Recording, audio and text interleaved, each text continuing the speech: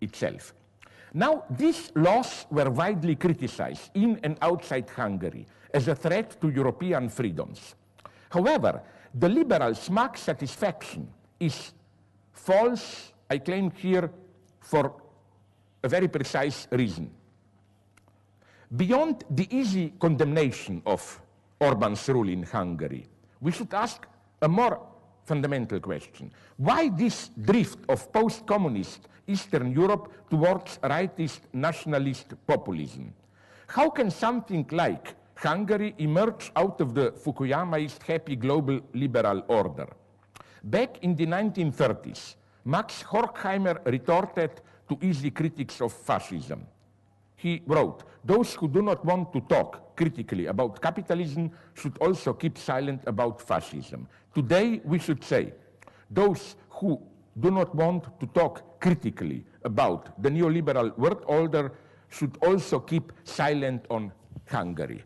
You know what I mean? Like, we are implicated in it. I claim we absolutely have no right to adopt this enlightened, democratic, tolerant Western view and mocking the stupid Hungarians and so on. The question to ask is why, precisely as a reaction to Hungary joining Western Europe, what was once, I remember, in my youth, even in socialist times, probably the most secular, tolerant of all communist countries, this tolerance, spirit of freedom, has even now some very obscene consequences because of great degree of sexual freedom there. You know that immediately in the early 1990s, Hungary emerged as a European center of hardcore pornography. Okay, but so why did this happen? Why? Let me mention another law which was also endorsed recently by the Hungarian parliament. A law, and this is the ideological manipulation, a law which is usually listed, mentioned, as if it belongs to the same series with the other anti-democratic law. According to this new law, when it will be implemented,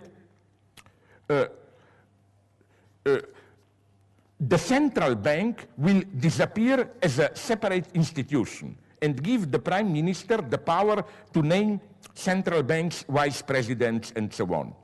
This law also increases the number of political appointees to the Monetary Council, which sets the country's interest rates and so on and so on.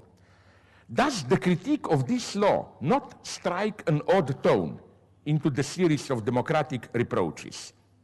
In the same way, Marx ironically referred to the capitalist motto as freedom, equality, and bantam. You remember?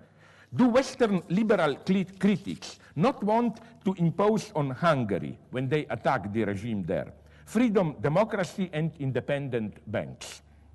The economic context of this critique of Hungary for cancelling the independence of the National Bank is clear, of course. Independent banks is a shorthand for complying with the austerity measures imposed by the European Union and IMF. The impression thus created is that democratic rights and neoliberal economic politics are the two sides of the same coin, and the conclusion is not far that those who oppose neoliberal economic politics are, in a way, also a threat to freedom and democracy.